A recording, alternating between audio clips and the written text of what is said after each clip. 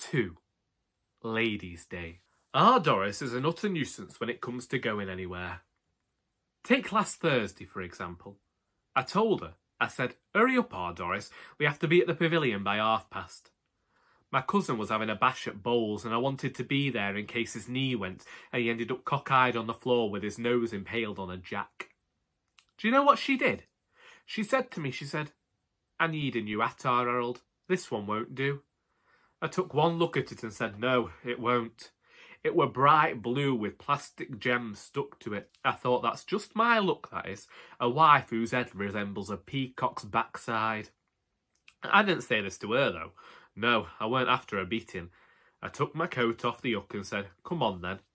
We went to town. 20 minutes later, I was stood in the centre of a charity shop whilst our Doris gave the volunteer the what for.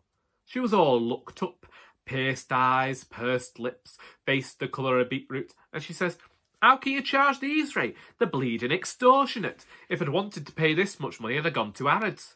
She'd never have gone to Harrods. She says it's too poncy, but I didn't mention this to her. By this time she'd attracted quite the scene, and then in all seriousness, the volunteer took the hat and said, I'm sorry, but we try to do our best by our customers who are donating these items. All the money raised goes towards a good cause. I'd never seen our Doris that mad, and that includes the time I hoovered up the hamster. She shouted, a good cause? I scraped more of a good cause off me shoes. Come on, Harold. I chased after her. She stayed quiet until we got to the car and said, it's a good job of Silvakrinned me hair, and we sped off. She's always been the same. I think she only showed up for our wedding on time because she wanted to vet the guests before they went into the church. Once again, she caught me out of the blue. Sprung it on me, she did. She's doing what she calls damage limitation. She was sat at the dining room table when she told me. We don't even have a dining room. It's a cubbyhole between the lounge and the kitchen. For dinner parties we use the lounge, but our Doris says that any self-respecting person of her social calibre should never be seen as not being able to afford a separate dining room for when she entertains. Our Doris were currently writing a correspondence with the local news reporter at the Partridge Mews Gazette because she disagrees with the writer's views on spring rolls as a starter. It didn't stop her from stopping mid-prawn cracker and saying to me, I'm arranging a luncheon for the ladies' group with pink champagne and seasonal aperitifs. I said, oh. I let her stew and went back to scouring the stove. I'd had a mishap with a cock of hand the night before. I don't know why I bother. Give me a steak and kidney pie any day, but our Doris is trying to make me more cultured. Besides, I get rewarded. I cook some foreign muck and she lets me watch Charlie Dimmock digging a trench. The way she handles a trowel is enough to make grown men weak at the knees. Well, our Doris said, her face a shade of puce at her husband's lack of gentlemanly conversational skills. I said to her, I said, well, what? I kept my eyes on the stove. If our Doris caught me with a smile on my face, or worse, a grin, she'd use her letter-writing skills to dislodge my retinas. Well, aren't you going to ask me why I'm holding a luncheon for the ladies' group? There'll be pink champagne. I said to her, I said, I thought you said as you wouldn't be caught dead serving pink champagne in respectable society. This earned me the look. She held up a finger and said to me, she said, 1, this is not respectable society, they barely class as polite, and 2, I offended Violet Grey and have since been ostracised by the ladies for my thoughtless behaviour when Violet had been so kind as to offer me first house for the garden safari. I dropped my scourer then and slurped my tea. I thought being first house was a bad thing. Folk wouldn't notice you, I said. She capped her pen then. I thought things must be serious as she's capping a pen. She bought it especially for official Doris correspondence. A fountain pen that cost more than a bottle of Glenfiddich and a box of Marlborough Lights. Not that I get the opportunity anymore. You get one bout of pneumonia and your wife swapping your cigarettes for herbal tablets because she won't have Nicorette in her house, thank you very much. Our Doris set her hands on the table and said to me, she said, being awarded first house is the worst affront that can be committed. However, Violet Grey and I are the only two in that vile WI to pay enough attention to notice these things. Her pose reminded me something of Margaret Thatcher, a woman disliked by Doris not for her politics, but her shoulder pads. Our Doris is a staunch believer that no woman should have to dress like a man in order to be treated like a human being. She said to me, this luncheon is damage limitation. Pink champagne states that I am not worthy of violet grey, whilst the luncheon exposes a frank and heartfelt apology to the ladies' group. Next year, we will be 5th house, and violet grey will have no choice but to smile and congratulate me on my splendid floral display. Can't she still reject your display? I said. Her eyes sunk into her head and her lips twisted into something resembling a smirk, and she said to me, I have a plan, our Harold, and it involves something violet grey would be reckless to refuse. She went back to writing a letter and said no more about it. I, meanwhile, ended up down at the Hare and Horse with Alf. He rang from the hospital. He'd been caught trying to smuggle 4 bags of M&Ms into the cinema. When the usher confronted him, he opened a bag and tried to down it. He ended up choking, and within the next half hour he were in A&E after an attempt to perform the Heimlich manoeuvre on himself went wrong. He says as it was too early to go home to his Edith, and besides, if our Doris were organising a luncheon, I didn't want to be anywhere near the house with my car. Last time she arranged a dinner party, she decided that she needed to go down to Lincolnshire to find just the right kind of pork to display her impeccable taste. A normal husband might have balked at the idea, but a normal husband doesn't have our Doris for a wife. A few birthdays back, I bought her scent from a pharmacy rather than an actual perfumery. It were on offer, but there's nothing our Doris dislikes more than bargains, says that it displays utter thoughtlessness of the person that has helped to create such delicacies as Estee Lauder used to. I got my sight back eventually, and I can now quite honestly tell folk about the cons of using scent to polish your irises. She sent the youth due to her cousin in Pontefract. They've not been on good terms since said cousin married an unemployed butler from Halifax. It's not that she disagrees with the idea of butlers. She'd love nothing more than to have someone properly shine her cutlery. No, it's the idea that her cousin would marry someone of such social standing.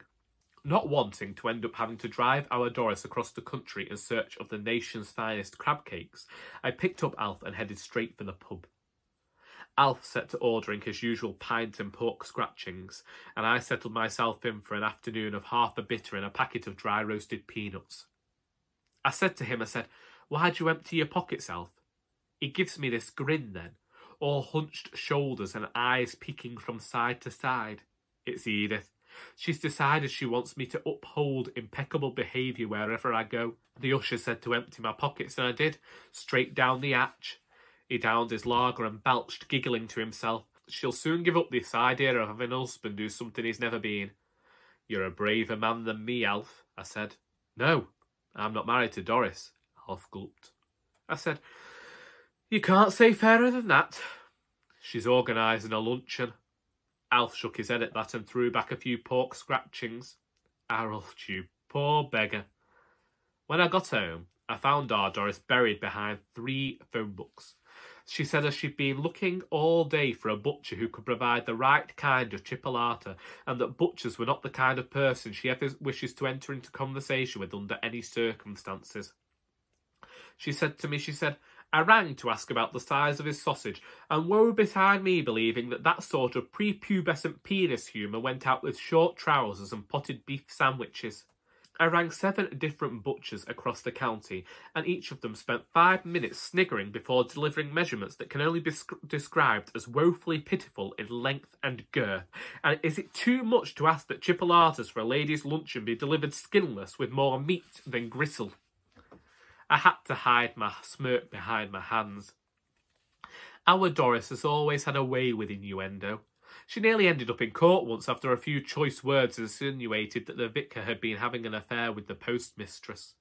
And, as she told them, if they'd been having an affair, she'd have only used that information if it proved fruitful for her. She's not a gossip after all, merely an observer of the human psyche. She got that line from watching a few too many episodes of Miss Marple on ITV3. I said to her, have you tried going straight to the farm, or Doris? What would the WI say if they found out that the food was locally sourced? Well, if our Doris's eyes didn't light up, I swear that she'd had cataracts. That there, our Harold, is a brilliant idea. That would further emphasise the point that I care about helping local businesses whilst also highlighting my rapport with those not on my social standing.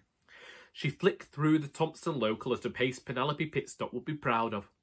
There were a grin plastered on her face I hadn't seen since that time she found out she'd won first prize for her jam at the summer fete. I left her to it and went to turn on the tally. Groundforce weren't on, so there went my Opal catching sight of Charlie Dimmick fondling an aspidistra. I found some quiz show and let it drown out the sound of our Doris heckling a farmer down the phone for his awful dirty mind, and that as someone in such a profession he should not be making jokes. The next morning she was up and poaching eggs before I had chance to fetch the newspaper. Our Doris has always had a thing about the Daily Mail. She reads the news and I take the crossword. It works two ways. The first being that our Doris tells folk I'm cultured enough to only do the Daily Mail crossword, and the second being that our Doris leaves me be if I have a crossword in the hand. I said to her, "How do you do it, our Doris? You didn't go to bed till 3. She tapped her nose and set about putting bread in the toaster. She said to me, "A lady must never let her husband know her secrets." I used this to gauge the situation. Usually she'd tell me to keep my nose out of her business. Our Doris doesn't see kindness as the epitome of a relationship between a married couple. I brought it up on our 10th anniversary. I said to her, "Don't you think we should say that we love each other more?" She gave me what I'd very soon identify as the look and said, "Arold, if I wanted relationship advice when I married you, I'd have written into Woman's Weekly. I know that I'm married to you. You know that you're married to me. What more could you ask for?" 44 years later, and she's still under the same opinion. She once got a bit squiffy at a Christmas do and told me she didn't marry me for me looks, but someone gave her a glass of water and soon put her right. I sat down at the table and set about separating the news from the puzzles. It wasn't the first time our Doris had been as unnaturally kind as to make breakfast. Last time had been when she wanted me to drive down to Lincolnshire for pork. I were trapped. Poached eggs on toast with the right amount of salt and pepper. A cup of tea with proper sugar because our Doris doesn't believe in aspartame. The fact that she'd made breakfast should have set alarm bells ringing. There I was at the kitchen table, my eyes on 3 across as I tried to think of the various ways I could wangle my way out of this one, when our Doris reached across the table and tilted the paper away from my face with a teaspoon. "Arold," she said, "I've got something to ask you." I thought to myself, this is it. This is the moment when you tell Doris no. It's been 54 years. There must be something in her head that allows just one negative answer. I remembered the Easter of 1987 when she'd asked me to take her down to her mother's because her sister was over with the kids, but I was old up in bed with flu. She responded well to that. She only hid the paracetamol until I started throwing up near her oak nightstand. "I need you to drive me to Asbury. There's a farm there that might just have the type of chipolata I'm after for me luncheon." I breathed that heavy I'm surprised there was anything left in me lungs. Asbury. I could do that. 8 miles down the road, take our Doris out for lunch and I'd be sorted. Our Doris must have noticed the smile on my face. She said to me, "That'd better be a yes on your face, Arnold, because you know how I feel about any of those unnatural urges of yours. I'll take you to the farm. Just let me finish my breakfast." I thought I'd got off easy. She said to me, "Good, because after that we need to go to Chester to check on how that city actually operates, because Violet Grey has deemed it the city she goes to for all her exclusive shopping requirements." She left one of her bags out at the last WI meeting and I borrowed one of her receipts. I think our Doris actually flourished as she took the receipt from the pocket of her pinny and spread it out on the table. This is the type of cheese she used in her cheese swirls. I wouldn't be caught dead serving something that fell out of fashion in the 1970s, but you know how Violet behaves. I said, "You want to go to Chester to buy cheese?" I earned half a look then, as she put the receipt back in her pocket. She said to me, "Arold, I don't think you understand. This isn't just about apologising to Violet and regaining my rightful standing in the WI. This is about being the 5th house. This is about making Violet pay." I swear our Doris could have been a mob boss in a previous life. If her and the Godfather had gone at it, I'm sure that Don Corleone would have ended up sleeping with the fishes sooner rather than later. I sighed and smeared some yolk onto my toast. "All right, we'll go into Chester, but all you seem to talk about are starters. When is this luncheon?" She nibbled the edge of her toast and said to me, "Next Tuesday." "Tuesday." "Tuesday." I said, forkful halfway to my mouth. That's 5 days away. How do you plan on creating a luncheon in 5 days, Doris? I once single-handedly directed a full performance of The Sound of Music with the Partridge Mews Choral Society and Theatre Association after only 2 weeks' rehearsal and a severe battle with a gastrointestinal virus that left me incapacitated throughout 3 run-throughs of my favourite things. I know something about creating splendour at short notice. I gulped and ate the rest of my breakfast in silence. She were a woman on a mission, and I am nothing if not a coward when it comes to my wife. The farm smelt how farms smell, like manure. Cows mooed and swished their tails and altogether looked utterly gormless. The farmer came over and shook my hand. I've never seen a man's face disassemble into shock as fast as when he looked at our Doris. His mouth fell open, his eyes went wide. I couldn't blame him. Our Doris had chosen to wear what she deemed the appropriate attire for an agricultural conference. Yes, she had Wellingtons, and yes, she'd brought an anorak. It was the tweed skirt suit she'd bought from a specialist shop for lady farmers, those who have a man to come in and do all the work whilst they ride horses and have a fair in stables. A regular Kim Tate, minus the killing her husband part. At least I hope she's never thought about killing me. Our Doris took the farmer's hand and smiled that smile, the one where she looks as though she could rip a man's head off in an instant. "Mr. Harris," she said, acting the Queen with a bob of her head. She said to him, "We spoke on the telephone concerning the length and girth of your chipolata." He hid a snort behind a cough and said to her, "Your Mrs. This is my husband, yes. However, his palate is not educated enough to appreciate the true splendour of a properly seasoned artisan sausage." I shrugged my shoulders when he looked at me and said to him, "I'm more of a Richmond man myself." And I am. I can't go in for all this specialist sausage nonsense, especially when I could go out, purchase, fatten and butcher a pig for less myself. It'd only have to take one look at our Doris and it'd probably make sure its meat was perfectly marbled. The farmer led us into a cottage. Our Doris covered her face with a hanky, not used to seeing muddy footprints all over the floor. A collie flew across the kitchen and jumped up at our Doris, caking her tweed skirt in a layer of mud so that she ended up matching the tiles. She looked as though she would make sausages out of the dog den, rip open his guts and use his intestines as a skipping rope. I've never seen the look so fierce. "Down, Cap!" Mr. Harris yelled. He took the dog by the scruff of his neck and dragged him into the hall, slamming the door shut. He looked back at our Doris, the smile falling from his face. "Sorry about that, Mrs. Copeland. Please just bring the sausages," she said to him. Mr. Harris revealed his grill pan, and our Doris revealed the look. The full-blown look. So much of a look, a torpedo could have blown up half of the barn and Mr. Harris would have looked less fearful of his future. She pursed her lips and said to him, "I do wonder why farming is a failing trade. I could go to Morrison's or some other high-class brand of supermarket disassociated with the farming community, where I would not have to contend with the disgusting amount of filth this farm holds. I need not fear about being pounced on by a hound who looks more like a frayed panscourer than an animal fit for rounding up sheep. I need not worry about salmonella or whatever other diseases are lurking in this..." She snorted here, actually snorted, as though flames were going to come bursting from her nostrils, and she said, "Well, I'm sorry, but you can't call it a kitchen. It looks like it should have been condemned in the summer of 1973. And then you reveal a grill pan that thick with fat. I think half of it must have been squeezed from the overflowing droplets of Kerry Katona's last bout of liposuction." Mr. Harris's hands were actually trembling. He set the grill pan back down and said to her, "Will you be taking the sausages then?" "No, I will not be taking the sausages. I wouldn't take the sausages if they were made from apple-fed boars from bleeding Acapulco. This is a travesty. All I wanted was an artisan sausage for the starter at my luncheon for the ladies' group. I will not serve them E. coli on a cocktail stick." Our Doris didn't even stop to let me hold the door. She was sat in the front seat before I had a chance to get the keys from my pocket.